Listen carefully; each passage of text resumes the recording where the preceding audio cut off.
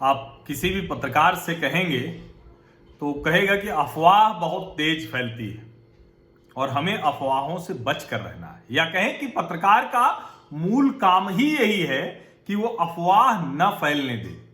लेकिन दुर्भाग्य देखिए कि ट्विटर जर्नलिज्म और फेक न्यूज प्रोपागेंडा, इसके चक्कर में पत्रकार सिर्फ और सिर्फ अफवाह फैलाने में जुटे हुए हैं। इस कदर कि वो न तो राजनीतिक खबरें खोज पा रहे हैं, न वो नेता क्या करने जा रहे हैं उनके मूव्स के बारे में उनको पता है। यानी कोई नेता कब एक पार्टी से दूसरी पार्टी में चला जाता है, किसी नेता के क्या किससे संबंध है और उसका समीकरण कैसे काम करता है, इन सब बारे में देश के ज्यादातर राजनीतिक पत्रकारों को कोई खबर नहीं होती है। लेकिन खबर तो उन्हें देनी है, तो अब वो क्या करते हैं, दो तरह का काम करते हैं। एक तो ये कि अपने उनके मन में जो चल रहा है उसको मुलम्मा चढ़ाकर और मन वाली बात अलग अलग तरीके से स्थापित करने की कोशिश करते हैं। दूसरा, ट्विटर पर कुछ दिख रहा हो तो उसको वो स्क्रीनशॉट लेके, ये नया जर्नलिज्म का तरीका है, ट्विटर स्क्रीनशॉट जर्नलिज्म। और कमाल की बात ये कि बड़े बड़े पत्रकार इसमें जुटे हुए हैं। जिन लोगों को जो कहते हैं और मतलब कहना नहीं चाहिए, उनको दरअसल पुराने जमाने की जो राजनीतिक पत्रकारिता की आदत थी कि एक नेता दूसरे के बारे में कुछ उल्टा सीधा बताता रहता था, वो बंद हो गया। राजनीतिक खबरें उनको नहीं मिल रही हैं तो वो ट्विटर स्क्रीनशॉट जर्नलिज्म कर रहे हैं, और इसमें भी वो फेक न्यूज प्रोपेगेंडा कर रहे हैं। इसका बड़ा उदाहरण देखने को मिला जब आज ट्विटर पर अचानक ज्योतिरादित्य सिंधिया ट्रेंड करने लगे। अचानक दोपहर में ज्योतिरादित्य सिंधिया ट्रेंड करने लगे और ढेर सारे चैनलों ने, मतलब कई यूट्यूब चैनलों ने तो बाकायदा वो इधर से ग्राफिक्स उधर से ग्राफिक्स लगाकर और बता दिया है कि ज्योतिरादित्य सिंधिया ने भाजपा छोड़ दी। ऐसे मतलब ये झूठ, बड़े बड़े चैनल और तथाकथित मतलब झूठ फैलाने के धंधे में लग गए हैं। ऐसा झूठ का कारोबार कर रहे हैं ये लोग। उन्होंने कहा कि ज्योतिरादित्य सिंधिया ने भारतीय जनता पार्टी छोड़ दी। अब इसमें कोई दिक्कत नहीं है, अगर किसी राजनीतिक पत्रकार के पास कोई खबर है ये कि विधानसभा के उपचुनावों से पहले ज्योतिरादित्य सिंधिया नाराज होकर भाजपा छोड़ दे रहे हैं, तो बिल्कुल ये खबर होनी चाहिए। आपको याद होगा कि जब वो ज्वाइन भी कर रहे थे, जब वो शामिल होने वाले थे, तब भी स्पेकुलेशंस लगातार लग रहे थे और सब कह रहे थे, कह रहे नहीं, लास्ट मिनट में देखिएगा राहुल जी के मित्र हैं तो अभी वो दोनों साथ बैठ के वीडियो गेम खेलते हैं, वो दोनों फलाना होटल में एक साथ बैठते हैं, वो दोनों संसद में एक साथ दिखते हैं, तो अभी देखिएगा वो राहुल जी के साथ हंसते मुस्कुराते चले आएंगे। लेकिन हुआ क्या, राजनीतिक फैसले अपनी राजनीतिक जमीन मजबूत करने के लिए लिए जाते हैं, कोई मित्रता निभाने के लिए नहीं, अपना सम्मान बढ़ाने के लिए लिए जाते हैं, दूसरे का अपमान सहने के लिए नहीं कि उसके लिए हमें अपमान सहना है, जो ज्योतिरादित्य सिंधिया लगातार कांग्रेस पार्टी में सह रहे थे। राहुल गांधी और प्रियंका गांधी के सामने उनकी कोई हैसियत नहीं थी, ग्वालियर में महाराजा, लेकिन कांग्रेस पार्टी में कुछ नहीं। यह उनकी स्थिति थी जिसकी वजह से उन्होंने छोड़ा था। और उसी समय जब कांग्रेस से उनकी नाराजगी चल रही थी, कई लोग कहते हैं कि अगर उस वक्त ट्विटर के ये ट्विटर स्क्रीनशॉट जर्नलिस्ट जो है उस वक्त कांग्रेस को चेता देते, राहुल गांधी और प्रियंका गांधी चेत जाते, तो शायद इतना बड़ा झटका न लगता, एक पूरी की पूरी सरकार कांग्रेस के हाथ से न चली जाती। उसी वक्त ज्योतिरादित्य सिंधिया ने अपने ट्विटर हैंडल पर कांग्रेस पार्टी का हटाकर पब्लिक सर्वेंट क्रिकेट एंथुजियास्ट ये डाल दिया था। लेकिन उस वक्त लोगों ने उसको उस तरह से सीरियसली नहीं लिया, सिर्फ ये कहा कि ये तो कांग्रेस पर दबाव बनाने की रणनीति भर है।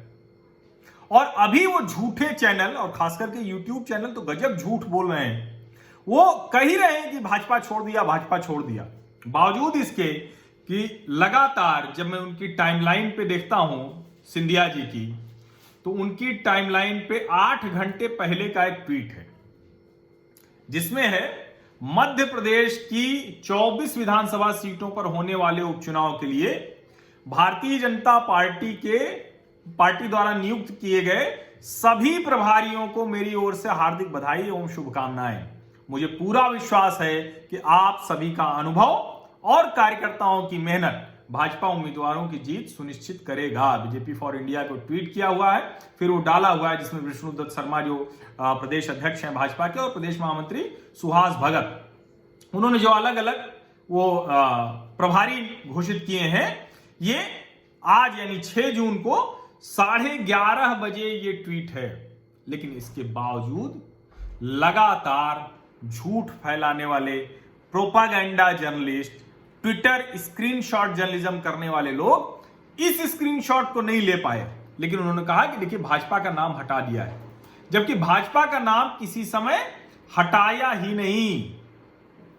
उसके बीच में उन्होंने शिवराज सिंह चौहान का, जो शिवराज सिंह चौहान ने आफिस साहब शिवराज चौहान, वो नितिन गडकरी को थैंक यू बोला है कि चंबल एक्सप्रेस जो शुरू हुई फिर से, उसको रीट्वीट किया है ज्योतिरादित्य सिंधिया ने। और इसके बावजूद जब नहीं रुका ये फॉल्स प्रोपेगेंडा, 2:45 पर ज्योतिरादित्य सिंधिया ने लिखा, sadly false news travels faster than the truth. और कमाल देखिए कि इसके बावजूद, इतना साफ साफ लिखने के बावजूद, अभी भी जो महान पत्रकार हैं वो इसी बात से प्रसन्न है कि विधानसभा उपचुनाव के पहले अगर सिंधिया फिर से टूट जाए तो शायद कांग्रेस की सरकार बन जाए। मैंने एक दिन आपको बताया था ना कि वो सरकार विरोधी है, लेकिन वो तभी तक जब तक वो सरकार भाजपा की, अगर दूसरे दलों की सरकार है तो वो कहते हैं कि ये तो विपक्ष की सरकार है। तो मध्य प्रदेश में भी ऐसे निष्पक्ष नमूने बुद्धिजीवियों को, ऐसे तथाकथित जो फर्जी सेकुलर हैं, उनको बड़ा झटका लगा है। और आप, इसीलिए मैं कह रहा हूं कि देखिए ये जो ट्विटर स्क्रीनशॉट जर्नलिस्ट हैं, ये जो फेक न्यूज फैलाने वाले जर्नलिस्ट हैं, जो करते क्या थे कि 2 बात की, 2 काम किया, 2 तरह की खबरें निकाली और उसी पे एक बढ़िया पीस बना के डाल दिया और कहा कि ये पॉलिटिकल जर्नलिज्म है। एक पॉलिटिकल एनालिसिस इन लोगों का सही नहीं होता, अपने मन में जो है सिर्फ वही बताते रहते। लगातार, मैं कम से कम जब से देख रहा हूं, लगातार हर चुनाव में धोखा खाते हैं। 2007 से मैं गुजरात विधानसभा चुनाव लगातार कवर कर रहा हूं और हर बार मैं देखता हूं कि इनका कहा झूठ साबित होता है। ये जो आज विनोद दुआ साहब, जिनके खिलाफ एफआईआर भाजपा के प्रवक्ता ने कराई, हालांकि ये जो पार्टियों के प्रवक्ता पत्रकारों के खिलाफ एफआईआर कराते हैं, ये बहुत ही खराब तरीका है, बहुत ही खराब एक तरह से कहें परंपरा है। लेकिन कांग्रेस ने खूब एफआईआर कराई, या भाजपा भी करा रही है, लोग खूब करा रहे हैं। ये परंपरा बहुत खराब है पत्रकारों के खिलाफ अगर इस तरह से फाइल। लेकिन जो विनोद दुआ साहब है ना, बेहद शर्मनाक तरीके से झूठ बोलते हो, विभाजनकारी व्यक्तित्व है, विषधारी व्यक्तित्व है। आप उनकी बात सुनिए, झूठ बोलते हैं, हर उन्हीं के 2 एपिसोड बाद देख लीजिए तो उनका झूठ पकड़ में आ जाएगा, इतना भारी झूठ बोलते हैं। लेकिन इस सब के बावजूद मैं कहूंगा कि पार्टियों को जो है वो पत्रकारों के खिलाफ इस तरह से एफआईआर करने से बचना चाहिए। अगर कोई बहुत सीधे तौर पर कुछ आरोप है तो बिल्कुल कार्रवाई होनी चाहिए। अगर कोई पत्रकार देश विरोधी गतिविधि में लिप्त है, कोई पत्रकार किसी की बेवजह की मानहानि कर रहा है, तो बिल्कुल एफआईआर होनी चाहिए। लेकिन इसे नॉर्म नहीं बनाना चाहिए। ये लोकतंत्र के लिए बहुत खराब है, ये परंपरा बहुत खराब है। लेकिन आप क्या कीजिएगा, जब ट्विटर स्क्रीनशॉट जर्नलिस्ट इस तरह से हावी हो गए, फेक न्यूज प्रोपेगेंडा फैलाने वाले लोग इस तरह से हावी हो गए, तो कई बार लगता है कि पता नहीं ये हम किस तरफ जा रहे हैं। अगर हम खबर नहीं मिल रही है तो हम झूठ चला देंगे।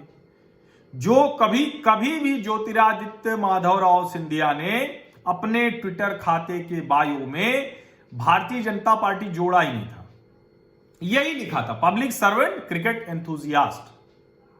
लेकिन इसके बावजूद उन्होंने इसी खबर पर जब कांग्रेस को चेताना था तो नहीं चेताया, भारतीय जनता पार्टी के खिलाफ प्रोपेगेंडा कर रहे हैं। कोई दिक्कत नहीं, वो प्रोपेगेंडा करें, लेकिन दुर्भाग्य इससे यह है कि जिसके वो समर्थक हैं, जिसके वो प्रिय हैं, जिसके लिए सब कुछ कर रहे हैं, उस कांग्रेस पार्टी का लगातार नुकसान करते जा रहे हैं, समय पर उनको चेता भी नहीं पा रहे हैं। और ये होता है जब आप आंख बंद कर लेते हैं, जो मन में आया सिर्फ वही लिखते हैं, जब जिसको कहते हैं ना कि आप जो देखते हुए भी उसको नहीं देखना चाहते हैं, तो यही हाल होता है। और ऐसे ही बेड़ा गर्क पत्रकारों ने कांग्रेस की लुटिया डुबोई, ऐसे ही बुद्धिजीवियों ने कांग्रेस की लुटिया डुबोई है।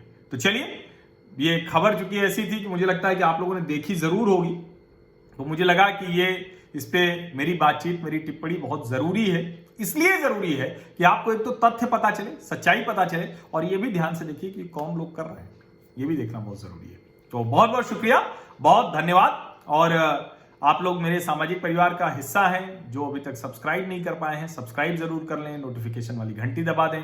आप चाहते हैं कि व्हाट्सएप पर मैं आपको मैसेज भेजूं, तो नीचे जो नंबर है उसी पर आप नाम और कहां से हैं वो लिख के भेज दें, तो मैं आपको समय से सूचना भी दे दिया करूंगा। बहुत बहुत धन्यवाद।